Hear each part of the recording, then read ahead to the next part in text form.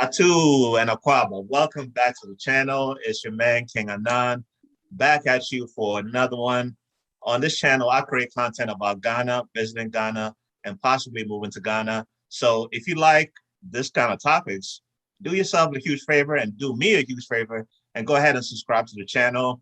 It's free to subscribe. There's no fee. There's no charge at all. I promise you. So just go ahead, like this video. The more times you like the video, the more I can create content just like this, so you can come check it out. But today, I've got a special guest, the beautiful lady to my left, probably to your right, goes by the name of Nai. She is an African-American lady who's currently living in Ghana. She hails from the big state of California on the west coast of the United States. So I just wanted to talk to her and get her perspective about living in Ghana, moving to Ghana, and everything that comes with it, the good and the bad. I first saw her on the Brother Wood and Myers YouTube channel. He did a video some time back. You can check out the video right here. But and I'll drop the link of that video and also her channel, because she's actually a content creator in Ghana as well, and she does amazing videos about everything in Ghana. So, Nai, please tell us a bit about yourself. Well, I just wanted to just thank you. Thank you so much it's an honor to be on your channel. And thank you so much for allowing me to be on your platform. It really is, it is a blessing. So thank you so much, brother. I couldn't resist. And you told me, I was like, I gotta be on this brother's channel because I really believe in what you're doing. I really, really do. So thank you so much. But yes, but I guess a little bit about myself. My real name is Niger. For those that don't know, my real name is Niger Hayes. Like you said, I've been here in Ghana for 4 years, from California, Southern Cali to be exact. And you know, like you said, I'm SoCal in the house. I'm a content creator. I'm 27 here in Ghana. I moved to Ghana when I was 23. So I was really, really young with my mom. And I'm just enjoying. I'm giving you the good, the bad, and the indifferent of being here in Ghana, especially as a young woman. I really feel that it's really important for younger people because there's not a lot of younger people here. And I think as a millennial, a zillennial to be exact, I'm kind of like in the middle between millennials and the Generation Zers. But as a millennial here, kind of like a young person here, bringing another perspective of being here on the continent, because you have a lot of nice number of diasporans that are here that are older, that are slightly older, but there's not a lot of young people. And I really feel that needs to change, and kind of being a person that is younger here, it's showing that you can have a life, outside of where you've grown up or where you've been, and just really showing the different facets of being here in Ghana on the continent. So that's what I'm all about.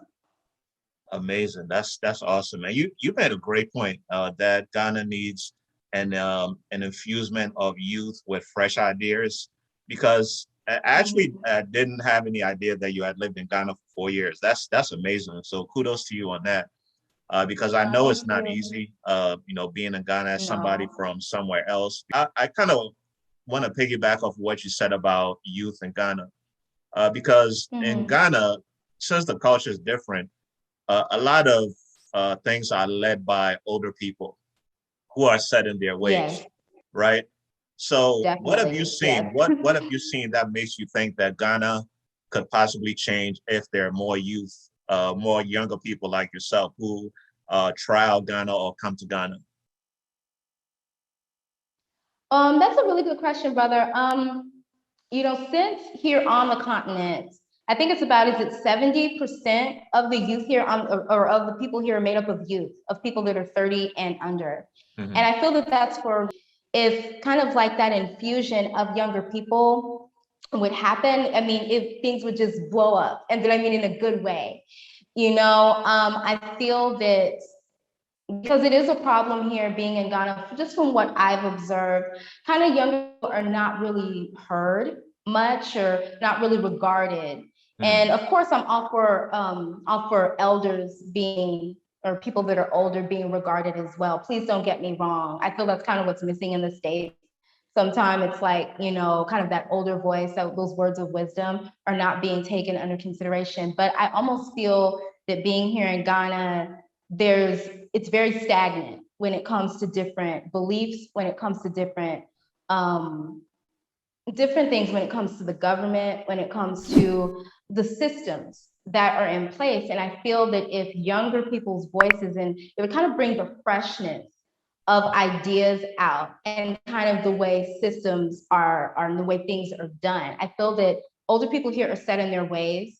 And I feel that younger people have something to bring to the table that would almost be an upliftment, a boost, almost like that I guess vital energy that's needed here in Ghana when it comes to ideas, when it comes to you know, even some culture. You know, of course, I would never presume to know, you know, the ins and outs of how things work in Ghana because I've only been here 4 years. Right. So I would never, you know, presume that. But of course, me and even my mom, because she loves being around younger people, we've talked to a lot of young people here, and I think that it is a shame that younger people's voices are not heard the way they should be. I mean, spoken to a lot of intelligent young people that come up with so many fresh ideas, you know, when it comes to business, when it comes to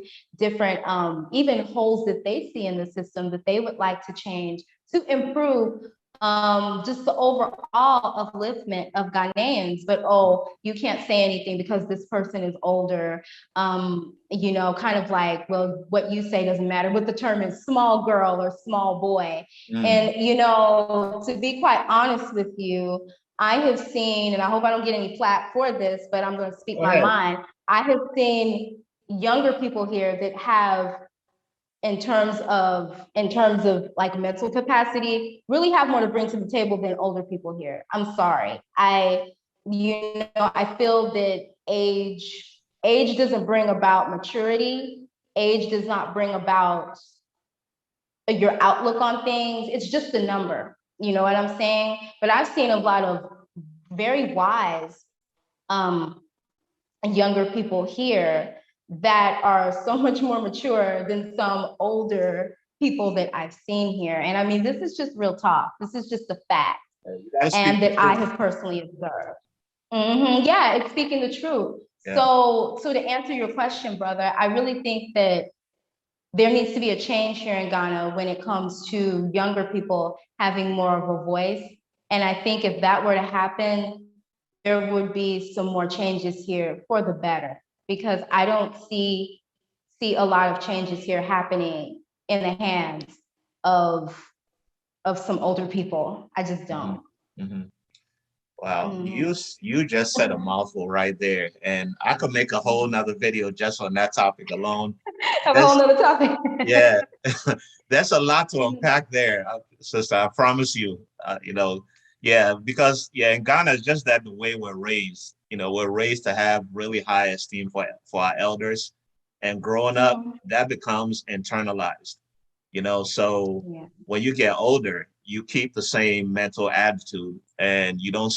People in Ghana don't speak out as much, and the result is what you see in Ghana right now. You know, so I'm just glad to get quote unquote an outsider's perspective, because you know I believe that that's key for you know people to kind of change their mind and change the way that they're doing things. Because if we don't, Ghana, Africa is going to be the same as it's been all these years and all these decades. So. And I agree with you. I really feel that the change actually is in young people's lap. You know, people that are you know in their 20s, 30s, teenagers, children, instill things in the children, and when they grow up, because there's by no accident why this continent is made up of a lot of young people, a lot of youth. That's by no accident. You know, and I feel that younger people, their voices need to be heard. It's time. It really is. And to be honest with you, by being here in Ghana, I think that young people are getting tired of what's going on in kind of like in the conditions And I think it's going to change. I'm praying. I have hope. Yeah, yeah, definitely. Mhm. So you're a Cali girl, right? Yes, Cali through and Yeah. through. So what is a Cali girl? How does a Cali girl move all the way from California, the west coast of America, and end up in Ghana? You got to unpack that story. Tell me how that happened. That's a long story. It's a huge story to unpack, but I'm definitely here to share it. I've been asked this question before, and all I would say it would be it was the Most High. This is truly a faith walk. Mhm. I would tell anybody that. It all started probably about 2014, 2015, when my mother, we were caring for my grandmother for about 7, 8 years. She was a dementia Alzheimer's patient. And it happened out of the blue one night. I remember particularly, it was a night my mother came to me and told me, because my mom has a very strong connection with the Most High, with the Lord. And she was saying, I'm into prayer. And she said me personally, she was like, I'm supposed to move. And she was kind of like, move where? Because we were talking about moving to maybe someplace down south. We weren't planning on maybe staying in California, but we were thinking about moving down south, maybe someplace like Georgia, North Carolina or something, but never out of the country. Wow. But she was like, the Most High put in my spirit that I'm supposed to move out of the country, but I don't know yet. And I was kind of like, word? So she came to me maybe about a few days after that, and she was like, the Most High told me Ghana. And at first Your grandmother? it took my mama back. My mother, yeah. And she was like, kind of like, Lord, are you sure that I get a bad taco? Or, what is this? So she thought, right? She was like, are you serious? Because I mean, that wasn't her plans either. But she came to me and she was like, you know what, Niger, you're grown. So this is something that the Most High is telling me to do. But of course, you're a grown woman, you can make your own decisions. So if you want to stay here, you can definitely stay. But this is something that the Most High is putting in my spirit to do. So I went into prayer. I was kind of like, should I follow her? Should I stay here? What do you want me to do? So I went into prayer and he dropped in my spirit, no, you're supposed to go. You're supposed to be a support system to her. You're supposed to make this transition with her.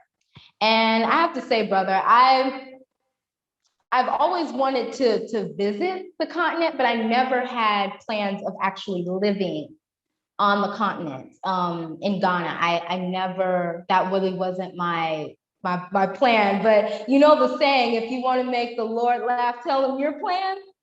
That's where it was. Right. That's Right. what it was. And, so when my grandmother passed, she passed in June 2017. We left in exactly 1 month of her passing because we were Wow. slowly but surely preparing to leave, because the Most High was telling us, prepare, keep preparing, keep preparing. And when the Most High called her home, like I said, it took us a month. We sold everything. We gave away everything, and we left in 1 month. And we didn't know anybody here. We had no family here. We had no friends here. Never visited here before. Some people were like, oh, you go and visit and see what it's like. No, he told us just to leave. We didn't leave with a whole bag of money. We didn't leave with a whole lot of money. We left with some, but not a lot. And how we left was very unconventional. And it really just showed us being here because we've been here for 4 years and he has been taking care of us absolutely beautifully. He's been providing everything that we've had. Mm-hmm. And there's been so much that has happened in terms of him, like miracles, where we thought we'd have to go back to the States, but he's come through, was I saying, the 99.9th hour.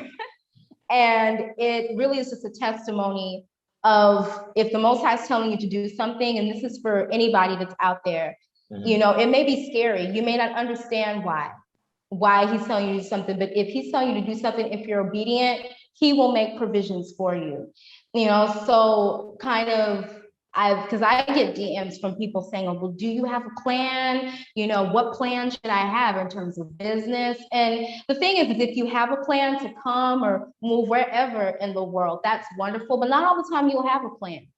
Not all the time you will have kind of like the red carpet rolled out for you, but really that shows you're a testament to his glory if you really walk this. And so I'm speaking to people who the Most High has spoke to, or that inner voice in you, whether it be from the universe or whatever. If that inner voice is telling you to come, and I don't know if it be Ghana, somewhere on the continent, or anywhere in the world, moving from where you live at, definitely follow that voice, because it won't deceive you. It won't lead you wrong.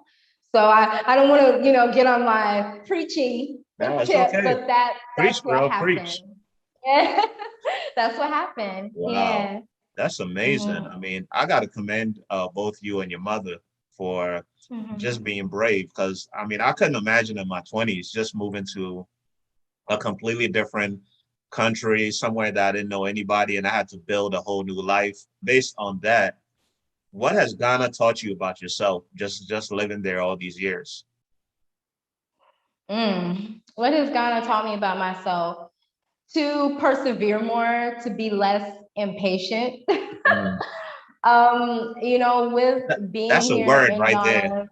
Be less impatient. Yeah, being less impatient, because you've been there for a long time in the States. With us, it's quick, quick, quick, because it's the system. But being here in Ghana will teach you patience. Okay, we're actually, as a matter of fact, we're going through a situation right now when it comes to business. We're starting up a business here in Ghana, and it takes patience. It really, really does. It takes patience, because the systems we're in, we're like, everything should work.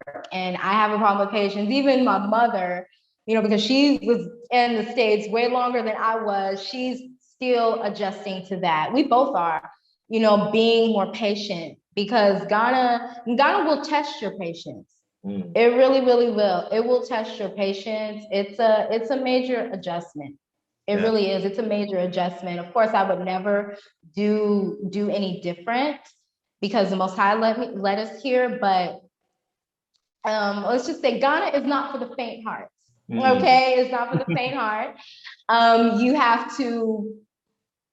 You just have to be ready at different, all things that come your way, good, bad, and different. So yes, patience. Yeah. To the audience out there, viewers out there, comment below if you're currently living in Ghana or have even traveled to Ghana, and what Ghana has taught you. I actually did a video that I titled "Ghana Will Test You," because it will test you. Yes. If you think you're mentally strong, and you know that you are mentally strong, you probably can make it in Ghana, but it's not for the faint-hearted, because there's a lot of things that you will go through.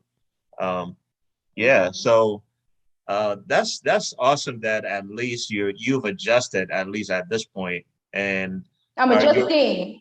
You're adjusting. Correction. I'm still currently in the process. I would not say that I've fully adjusted yet. There are some things that, like I said, that I'm currently going through that is like, whoa, it's whoa. And like I said, I would never discourage anybody from coming here, because it makes you a stronger person at the end of the day. Right. And it was time to leave. It was time for us personally to leave the States, and I wouldn't change it for a thing. I really wouldn't. I would not change it for a thing. But you do have to persevere. There are some things, because it's a cultural difference too. You know what I'm saying? It's like we're used to the West, if you're coming from the West, used to the way systems like work. If you're from America, Canada, the UK, or Caribbean, wherever you're from, Australia, you're used to things kind of, so it's an adjustment, and it takes a while. It does. Yeah. People here in the West, we definitely have that microwave mentality, and being American, being here from the States, people are different from people in Ghana. So how are you getting along with local Ghanaians? I think that I have to say, by being here for 4 years, we have met the people we've personally met, some awesome, awesome people who, you know, who we really call family. We've met some really, really beautiful people being here in Ghana. They've been very helpful, that really, you know, been kind of true blue friends, you know, who are Ghanaians. And I have to say those shining stars or people in our lives have made being here worthwhile. They really, really have. And you know, so I would say with everybody, with the majority, um, you know, by being here, you do almost feel a little bit at times like an outsider because you don't speak, like, we don't speak the language. We don't speak Twi. We're learning though. We're learning, but you know, we don't speak Twi.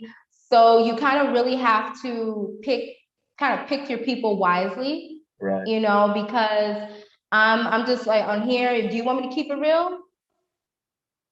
You want me to keep it real? Okay. Go ahead. You know, being here, you have to, in terms of friendships and relationships, I may add, in terms of romantic relationships, you want to make sure that that person is really there for you and not there because of what they feel that they can gain from you.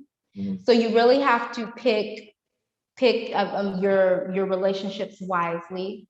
You know, you have to you know, you just really have to just use discernment in terms of, because I have to say, being here from the diaspora, it is kind of like a target on your back because you are from someplace else, and people, which is not true. I'm putting this out there right now. It's not true. We don't have a lot of money coming here just because we're from the West or from the States. We're not coming with a bag full of money. I know of a lot of people who had to go back to the States or back to wherever they live, you know, because they've run out of money. Yeah. So just assuming that we have a money tree that we could just pluck, you know, from our backyard, that's not true. It's a real thing. So it's a real thing, brother. It really, really is. So you don't want to be taken advantage of in any way, you know. So, but once you meet the true blue people, they will be in your corner. Awesome, awesome. Now, if you missed it before, I mentioned before that Na is also a content creator in Ghana, and she has an amazing YouTube channel. I'm going to drop the link below. She recently, not recently, a little while back, did a video with a gentleman that she met in Ghana. So I want you, Na, to tell us a little bit about, you know, being that you've had that experience, what's the difference between dating men here in the United States and dating men in Ghana? That's a long story, but I will try to encapsulate. Okay, got you, brother. Well, you know, dating men here in Ghana and dating men in the States, there's some similarities, but there are a heck of a lot of differences. I would say basically a lot when it comes to culture. You know, like the video with my ex-boyfriend, we're still friends to this very day. I love him to death. I really, really do. But in terms of the romantic department, you know, we're very different. We're very different when kind of how we view relationships. My personal experience, I can't speak for anybody else because I've even experienced the same type of thing with my other boyfriend that I dated while I was in college in the States, and he was Ghanaian. Okay. I've noticed that there is a emotional unavailability for me. In terms of communication. Now I know, because I've dated, you know, my share of guys and States, kind of men, and I know, brother, you know, you here, so you can definitely weigh in. Kind of us as women, we like to communicate about everything. Like, oh, honey, how's your day? You can let me know, you know what I'm saying? So I know that men, kind of can have a problem with that in general. But here, I've noticed that there is the way we view relationships, the way we handle situations in relationships is quite different. And, you know, I also did a video, I don't know if you've checked this out on my channel, with a woman who's been here, but she's from the States too, but been here 20 plus years, talking about the laws, customs, of marriage here. I think I caught that. Yeah, I think I caught that. Yeah. Saw that video. She's an awesome woman. And she's been here for a very long time. Her daughter is also married a Ghanaian. So she's very much, you know, she's been kind of like immersed in the culture. You have to have two very, very open-minded people when it comes to understanding each other's other's background, because merging those two can be a little difficult. And being here, like I said, it's emotional unavailability and communication with other people. Kind of I noticed that some relationships you can kind of be a little secretive when it comes to, you find out later on that this person has another wife or other players that are involved. So you really have to, when you come here for a relationship, you have to take time to learn the culture, to learn the people, to learn kind of what's up. I would take things very, very slow at first to get to know the different dynamics that are involved, because you're not in the West anymore. Right. Okay. For females coming here, and even males too, because there's different brothers that are coming here, that are getting in relationships with Ghanaians, and you just have to learn the culture, because it's quite different from ours, of course. Right. So take your time, take things slow, and maybe you will find your king, your beautiful king, or your beautiful queen. Good, awesome. Yeah, and the reason why I asked that, because obviously there are a good number of women that watch my channel, and I've had some conversations with them, and they asked about Ghanaian men, African men, what are the dynamics of that type of relationship. So I want sisters out there to know what they would be getting into if you're dating somebody from the continent. Because it's quite different. We're raised. Well, it's not to cut you, brother. I'm sorry, but no, you're good. We're raised differently. We really are. We're raised differently. Our outlook is different. Even being from women from, I can only speak for America, because I haven't been, or I'm not from another place in the West. But even the way we're raised as Black women, it's a little different. So you just have to make sure that you can marry the two. I've noticed that also Ghanaian men can be, very authoritative. This is my house. You know what I'm saying? Yeah. Like I said, this is personal experiences. I'm not, but to go back to my ex, I still love him to this very day, but I just couldn't get with the I guess differences is how we viewed relationships. I couldn't get past that. Yeah. Women from the West have to have that deep emotional connection that sometimes, and even me, being that I'm from Ghana and being raised here, I still have that Ghanaian mentality a bit when it comes to relationships and that dynamic. So I definitely understand exactly what you're talking about. So that's an amazing perspective. Thank you for that. So overall, would you say that your experience living in Ghana has been good for you? Overall, I would say that overall, to be honest with you, it's 50-50. Some experiences haven't been so good. Some experiences have. It kind of depends on. It's gonna be challenging anywhere that you go. So, yes, Ghana is it's a peaceful country. It's very, very peaceful. There are challenges living here, or pluses living here, but there are also some minuses to consider as well. So yeah.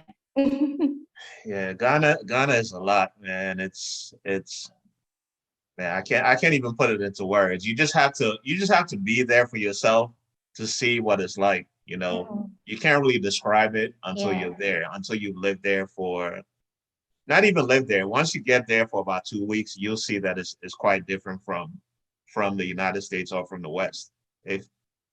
Especially for somebody who's never been outside America.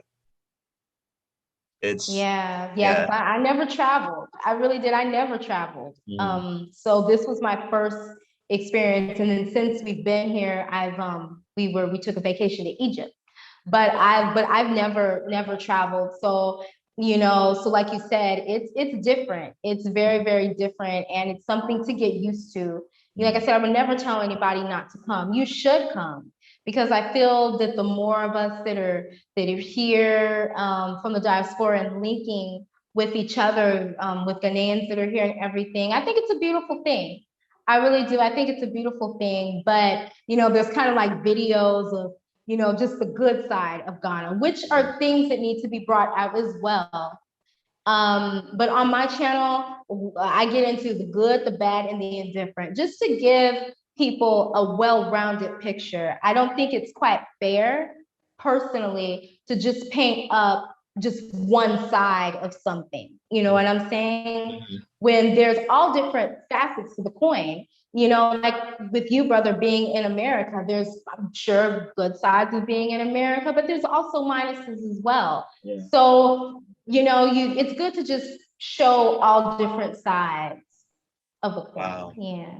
Now I can say you're a pro because you just answered my last question for me before I even asked it. Did I beat you to the punch? Yeah, yeah, you sure did.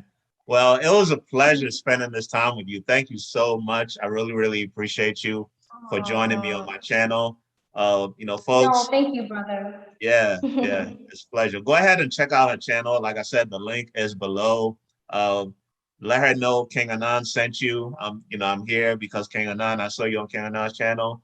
So thank you so much for joining me today. I hope you guys enjoyed this interview. Please stay tuned for the channel to check out more content. Go ahead and like this video because like I said, if you like it, I'm going to do more content for you. I really, really appreciate it. Subscribe to the channel and click the notification bell so next time I upload a new video, you can come check it out. But once again, it's King Anan, and I'll catch you on the next video.